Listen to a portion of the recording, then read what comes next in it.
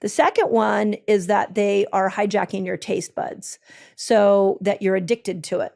Let me give you an example. Years ago in the LA Times, this was like 15 years ago, this 3-page spread comes out in the LA Times, like huge, about it was Lay's specifically, potato chips, what they were doing, what the company was looking at was what kind of chemicals can we spray on the potato chip so that it hits all the dopamine receptor sites in the brain, but we got to keep that chip light enough that when it hits the stomach, it doesn't trigger a reaction in the brain to kill hunger.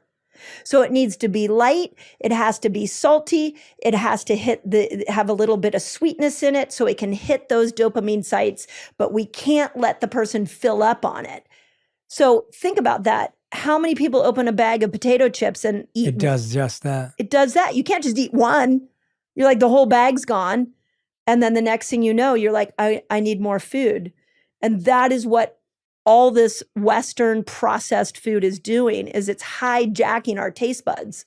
So now we don't even have control over our taste buds. It's so hard when you know that you're being manipulated and programmed, and it's been hardwired since such a young age that the habit that we have of grabbing that bag of chips or the chocolate bar or whatever else it may be, it feels like that is us. Almost like, oh, but that's who I am. I just love that type of food, or that's what I'm used to. And we're trying to go against this deep long-term conditioning, it feels like. And so breaking that habit is a lot harder than it seems. And again, I'm always looking at things through the slant of women's health, because what I think women do is that when they don't know this information, is that they start to think they can't lose weight because there's something wrong with them.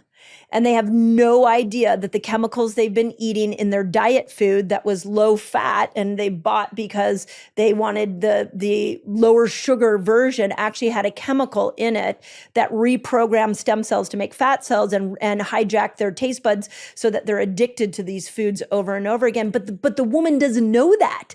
She's like, oh God, I can never lose weight. It must be my fault. She goes into the doctor's office. The doctor's like, your BMI is really high. And so now all of a sudden the doctor's like, you got to lose weight. She doesn't know what to do. So she's like doubling down on eating less. She's doubling down on exercise. She's doubling down on shaming herself. And she didn't realize that it was actually the food industry that changed her whole body.